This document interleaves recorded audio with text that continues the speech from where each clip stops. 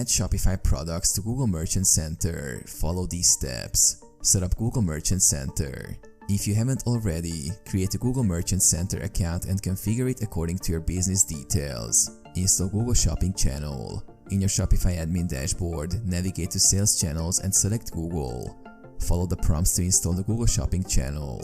Connect Google Merchant Center. Link your Shopify store to your Google Merchant Center account by providing the required information. Enable Google Sales Channel. Go to Sales Channels, Google, and enable the Google Channel.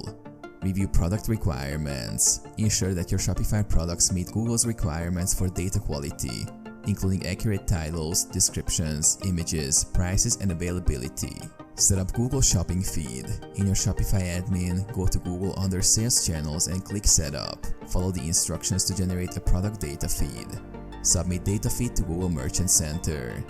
Copy the data feed URL provided by Shopify and submit it to your Google Merchant Center account. Review and resolve errors. After submitting your data feed, review any errors or warnings in Google Merchant Center and resolve them promptly.